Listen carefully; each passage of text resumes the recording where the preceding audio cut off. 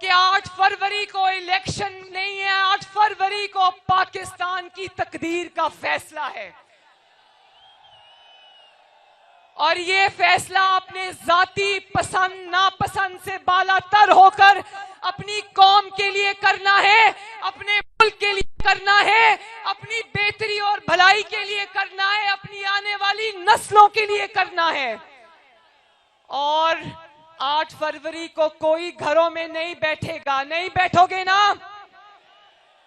اور صرف خود نہیں نکلنا، اپنی خواتین کو بھی لے کر نکلنا ہے، اپنی بیٹیوں کو، ماں کو، بہنوں کو لے کر نکلنا ہے، اپنے بیٹوں کو، اپنے والدین کو لے کر نکلنا ہے، اپنے بچوں کو لے کر نکلنا ہے، اپنے دوستوں، رشتہ داروں، محلے داروں کو لے کر نکلنا ہے۔